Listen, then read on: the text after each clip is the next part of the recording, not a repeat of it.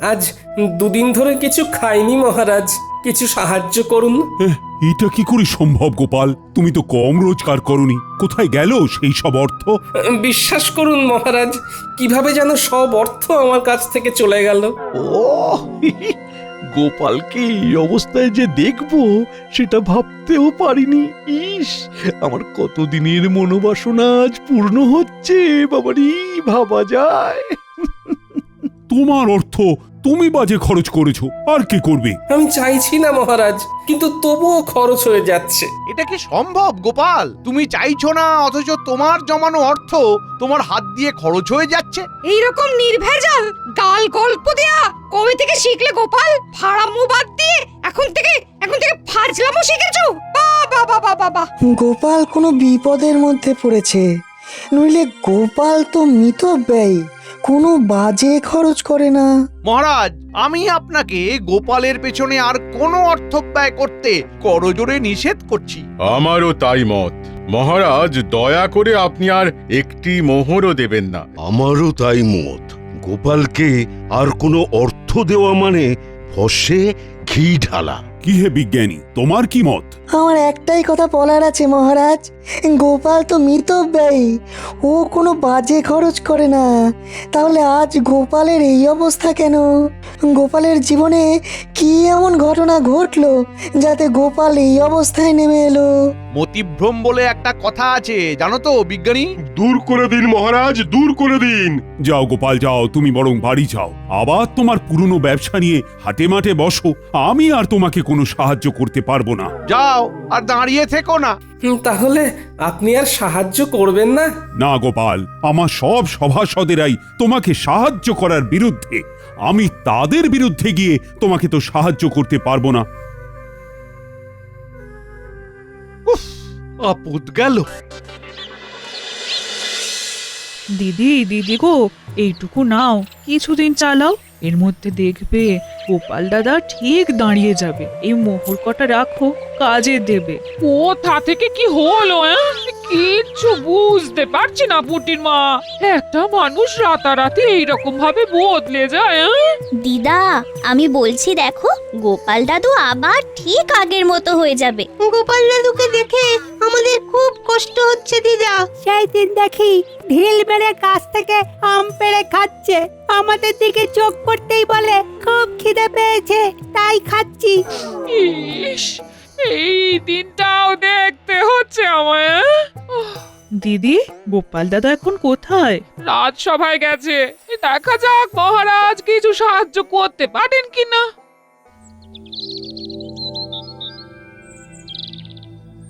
আমি একদম একা হয়ে গেলাম। কে বলে তুমি একা? এই তো আমি আছি না। দুঃখ থাকতে তোমার কিসের ভয়? তাই তো, তুমি থাকতে আমার আর ভয় কি? নাও, আর কোথায় টেনে নামাবে নামাও। এই তো সব সময় মিথ্যে বলছো। আমি শুধু তোমাকে টেনে নামাচ্ছি, হ্যাঁ, কাজের খবর দিচ্ছি না। ওই তো কাজের খবর আসছে, ওই বটা আর ঘটা তোমাকে কাজ দেবে। কি গোপাল, তুই আমার নাম ধরে ডাকছিস? নাম ধরে ডাকছে বলে কি এমন মহাভারত অশুদ্ধ হচ্ছে শুনি? হ্যাঁ, শোনো, সেই দিন গেছে, হ্যাঁ, আর তুমি এখন একটা সাধারণ লোক। তোমার সম্মান প্রতিপত্তি সব চলে গেছে, দয়ায় বেঁচে আছো। একটা কাজ করবে, আমাদের বাড়ির চারপাশটায় কাল ভালো করে জঙ্গল সাফ করে দিলে দুটো মোহর পাবে। বলো করবে কিনা বলো? বলে দাও করবে। করব। তাহলে কাল সকালে ভোর ভোর চলে এসো, খাবার নিয়ে আসবে, খোরাকি দিতে পারবো না। কি গোপাল, ঠিক আছে তো? এই কাজটা ভালো করে করলে তোমাকে আবার একটা কাজ দেব, ঠিক আছে? আরে সেলাম করো, সেলাম করো, বলো ঠিক আছে প্রভু, বলো ঠিক আছে প্রভু। যাও গোপাল, ঘরে যাও। কাজ কিন্তু একদম ঝকঝকে করে করতে হবে, ময়লা থাকলে কোনো মোহর পাবে না। বুঝেছো? বুঝেছি।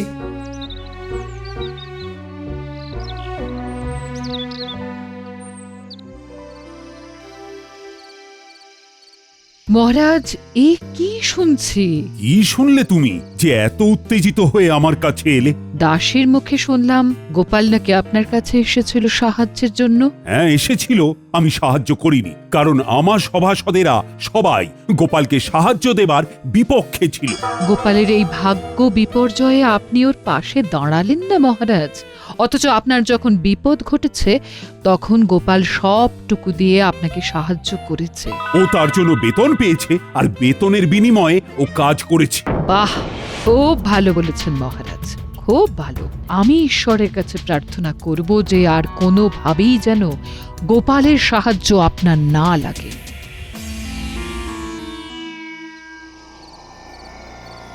এতদিনে একটা ঠিকঠাক কাজ হয়েছে। ওহ, তোমার তুলনা নেই রাজ্যতীষী, তোমার তুলনা নেই।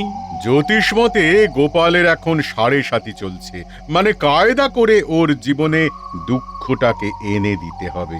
এ এখন লম্বা চলবে, লম্বা চলবে। কৃষ্ণনগরে গোপালের সম্মান নষ্ট হবে। কতজন কত চেষ্টা করেছে, কিন্তু তুমি যা করেছো তা আমি কোনোদিনও ভুলবো না। এবার আপনি আমাকে দেখবেন, আমি আপনাকে দেখেছি। গোপালকে চিরকালের মতো সরিয়ে দিয়েছি। এবার মহারাজ একা হয়ে গেছে, তখন গোপাল ছিল, এখন গোপাল নেই। এখন দুহাতে লুটে পুটে খাবো, কেউ বলার নেই। চলো বাজারে যাই, মোহর দ্বিগুণ করে আসি। বাজারে এত রাতে? আরে রাতের বাজারই তো আসল বাজার। চলো একটা মোহর নিয়ে চলো। বাজারে আবার এসব হয় নাকি? আরে বাজারে একটা জায়গা আছে, সেখানে একটা কল আছে। একটা মোহর দিলে তোমার ভাগ্যে যদি থাকে তাহলে ওই একটা মোহর থেকে 500 মোহর হাতে চলে আসবে। এই একটা কল, নাম হলো গেড়া কল। সত্যি বলছো? আমি তোমাকে কেন মিথ্যে বলবো বলো? হ্যাঁ, কিন্তু আমার কাছে তো কিছু নেই গো দুঃখু। চলো চলো হেসেলে চলো। তোমার গিন্নি কয়েকটা মোহর পেয়েছে, ওই পুটির মা দিয়ে গেছে। তোমার গিন্নি এখন নেই, এই সুযোগ। চলো মোহরগুলো নিয়ে নাও, তোমাকে ধনী মানুষ হতে হবে। বলছো? তাহলে চলো। কোথায় রেখেছে? কুলুঙ্গিতে একটা ঘটির মধ্যে রাখা আছে।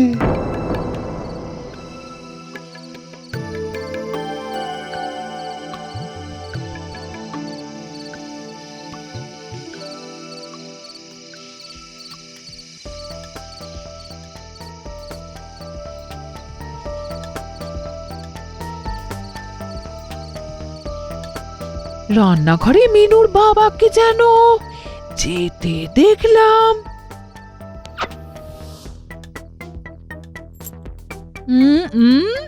দেখি তো এখন রান্নাঘরে গিয়ে কি করছে। দেখি দেখি। হ্যাঁ, বলি হচ্ছেটা কি? আমার ঘরে শীত কাটছো? আমি যেটা বলছি সেইটা বলো। তুমি না আমার অর্ধাঙ্গিনী, তুমি তো আমার অর্ধেকটা। তুমি না আমার অর্ধাঙ্গিনী, তুমি তো অর্ধেকটা গো। এই থামো থামো, আমি কোথায় খাবার জোগাড় করতে হিমশিম খাচ্ছি আর তুমি আমার সঞ্চয় শীত কাটছো? শোনো, আমি হলাম গিয়ে তোমার গিন্নি, আমাকে ভুজুং ভাজুং দেওয়া অত সহজ নয়। দেখি দেখি গিন্নি, এইভাবে কেউ পরনের কাপড় নিয়ে টানাটানি করে? আমি তো বিকচ্ছ হয়ে যাব, আমার কাছা খুলে যাবে গিন্নি। আমার চোখকে ফাঁকি দেওয়া? ওরে বাবা, কি দজ্জাল গিন্নি গো তোমার। হ্যাঁ, ট্যাঙ্ক থেকে ঠিক বার করে নিল। দুঃখু, আমি কি বলেছিলাম? এখান থেকে চলো এখন। হ্যাঁ হ্যাঁ হ্যাঁ, চলো চলো। আমার এই সব একদম ভালো লাগে না। চলো চলো বাইরে চলো। বলি কোথায় যাওয়া হচ্ছে শুনি? বলো যেদিকে দু চোখ যায়। যেদিকে দু চোখ যায়? চলো, ছোট ছোট ছোট ছোট। এই শোনো শোনো বলছি। যা, এই চলে গেল। এ আমার কি সর্বনাশ হলো। কি হলো গোপাল বউ? গোপাল এরকম ঊর্ধ্বশ্বাসে ছুটে কোথায় গেল? আমার কপাল পুড়েছে, কি যে হলো বুঝতে পারছি না। ভালো মানুষটা যে এরকম কিভাবে বিগড়ে যাবে সেটা ভাবতে পারিনি। দেখো গোপাল বউ, দুঃখ করো না, আমরা সবাই আছি সাথে, জড়িয়ে আছি হাতে হাতে। গোপাল আবার তুলবে মাথা, যেন বৃথা হবে না আমার কথা। এই নাও গোপাল বউ, এই মুহূর্তে গোপালের কোনো কাজ নেই, তোমাদের চলবে কি করে? আমি আর বিজ্ঞানী মিলে দিলাম কিছু অর্থ, আমাদের প্রার্থনা হবে না কো ব্যর্থ। ও দুঃখু, আছো তো? আছি মানে একেবারে লেপ্টে আছি, তোমার ঘর থেকে এই জন্মে আর নামবো না। ওই যে মোহর দ্বিগুণ হওয়ার কলটার কথা বলেছিলে, সেখানে কি করে যাব? হাত তো একদম খালি। একটা জায়গা আছে, চলো সেখানে যাই। তোমার একটা কিছু তো ব্যবস্থা করতে হবে, নইলে খরচা করবে কি করে?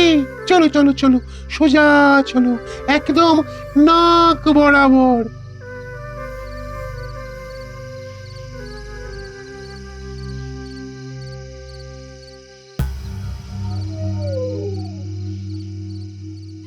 কি হলো? তখন থেকে দেখছি নিজে নিজে ফিক ফিক করে হাসছো। কি হয়েছে? কি হয়েছে? এতদিনে শিখে ছিঁড়েছে। গোপাল বিদায় হয়েছে চিরতরে। এই গোপাল চিরতরে বিদায়? কি করে কি করে? কালো জাদু জানো? জাদু?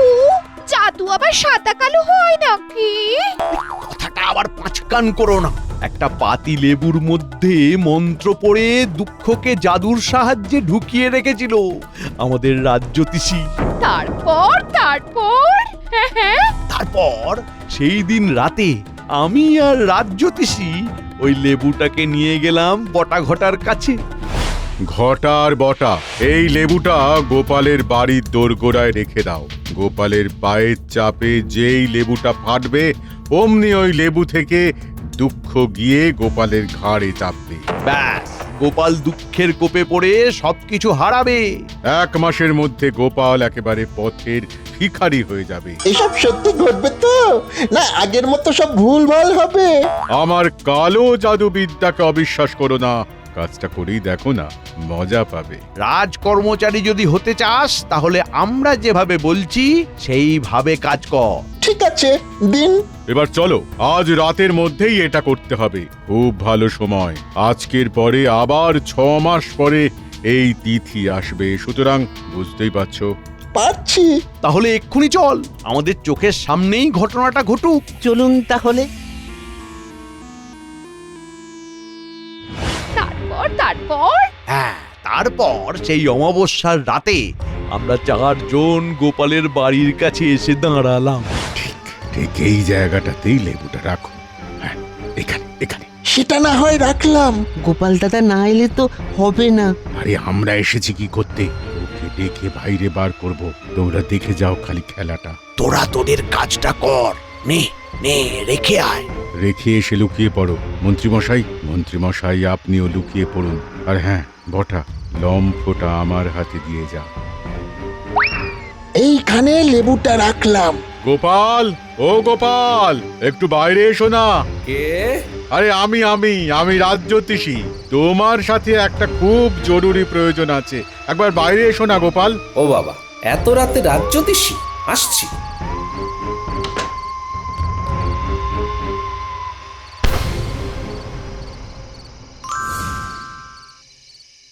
ব্যাস, সেই দিন থেকে 1 সপ্তাহের মধ্যে গোপাল পুরো শেষ। আর গোপালের শেষ মানে আমার শুরু। এবার দেখো কিভাবে আমার সঞ্চয় বৃদ্ধি করব। প্রথমেই তোমাকে 7 নলি একটা হার দেব, বুঝেছো? সত্যি বলছো? সত্যি সত্যি সত্যি, এই 3 সত্যি।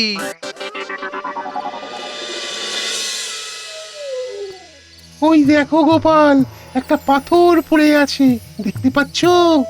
অন্ধকারে কিছু দেখতে পাচ্ছি না, তুমি আমাকে নিয়ে চলো। এই যে এই পাথরটা, এই পাথরটাকে ঠেলো ঠেলো ঠেলো। এগুলো কি? গর্তের মধ্যে এগুলো কি? এগুলো সব তোমার। নতুন করে খরচা করতে শুরু করো। বস্তাটাকে তুলে নাও, নাও নাও, তুলে নাও। হ্যাঁ, তারপর রাতের বাজারে চলো। ওই গেঁড়া কলে মোহর দেবে, আর মোহর দ্বিগুণ হয়ে যাবে। সুযোগ এসেছে দুকুকে ঘাট থেকে নামানো। একটা সোনার মোহর গর্তে ফেলে দিই। কি গো গোপাল, হলো? এই রে দুঃখু ভাই, বস্তা থেকে একটা সোনার মোহর গর্তের মধ্যে পড়ে গেল। দুঃখু ভাই, গর্তের মধ্য থেকে সোনার মোহরটা তুলে দেবে? এ বাবা, ভালো করে ধরতেও পারো না। দাঁড়াও দাঁড়াও, দেখছি। উহ, কি শান্তি! অবশেষে দুঃখ নামলো ঘাট থেকে। এবার শান্তি শান্তি, মহা শান্তি।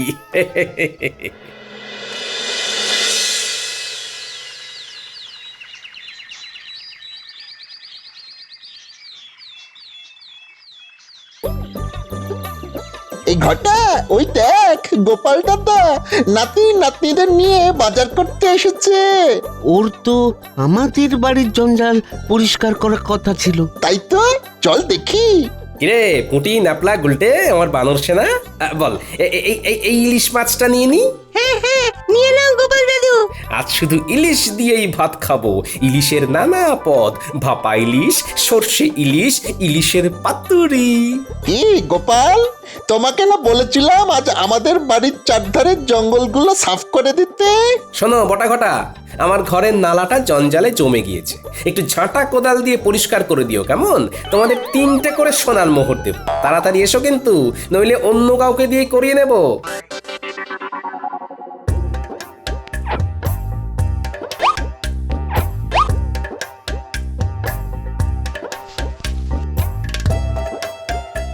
চল রে মানুষ না, আরো কত কি কেনার আছে। চল চল চল চল চল মন্ত্রী মশাইকে খবর দিয়ে আসি। আয় আয় আয় আয় আয় কাকা, আয় বগা, আয় আয় আয় আয়। মন্ত্রী মশাই, কাকা বকা ছাড়ুন। ঘটনাটা যা ঘটার তা ঘটে গিয়েছে। কি হয়েছেটা কি? গোপাল ইলিশ মাছ কিনছে। কি হলো? এই হিসেবটা তো মিলছে না। তোরা ঠিক দেখেছিস তো? আগে কথা বলেছি।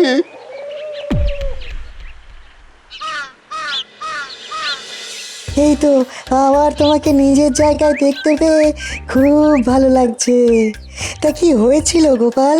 বুদ্ধিতে এর কোনো ব্যাখ্যা নেই বিজ্ঞানী। একদিন রাতে রাজজ্যোতিষীর গলার আওয়াজ শুনে ঘুম থেকে উঠে বাইরে বেরোতেই পায়ের নিচে একটা লেবু পড়ে গেল, আর সাথে সাথে আমার ঘাড়ে একটা ভারী কি যেন একটা এসে বসে পড়ল। তারপর আর কিচ্ছু জানি না, বুঝলে? এখন কেমন লাগছে ঘাড়? হালকা ফাঁকা, নাইকো ভার। আরে কাল রাতে ঘাট থেকে দুঃখুকে নামিয়ে দিলাম, ব্যাস। বিষয়টা একটু খুলে বলো তো গোপাল। বলছি।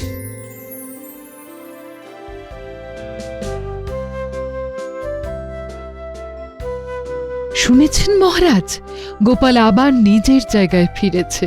আমি গোপালের বাড়ি যাচ্ছি, আপনিও আসুন। দাঁড়াও দাঁড়াও দাঁড়াও, সকাল থেকে আমিও শুনছি। ব্যাপারটা কি জানতে হবে। চলো চলো, তোমার সাথে আমিও যাব। গোপালের কেনই বা ভাগ্য বিপর্যয় হলো, আর কি করেই বা সেখান থেকে সে বেরিয়ে এলো, এটা জানাটা খুব দরকার। চলুন।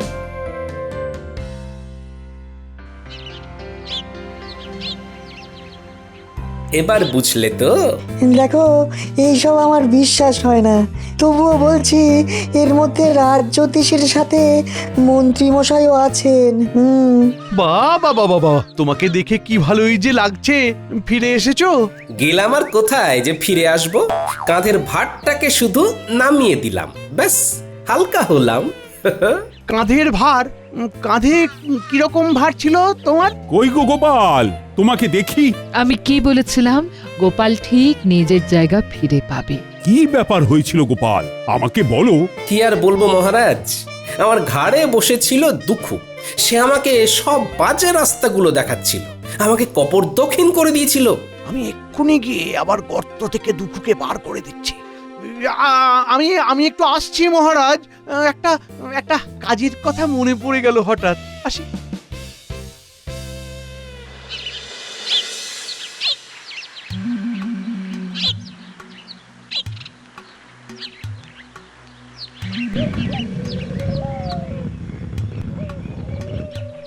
তুমি কে গো? আমি এই রাজ্যের মন্ত্রী দুঃখু, আমার ভাই। যাও যাও, আবার গিয়ে গোপালের ঘাড়ে চাপো, ওকে আবার সর্বশ্রান্ত করে দাও। তুমি ওকে এত উপকার করলে, ও তোমার ক্ষতি করলো দুঃখু। না, গোপালের কাছে আর যাব না, ও বড় ভয়ঙ্কর। তার চেয়ে তুমি বরং খুব ভালো।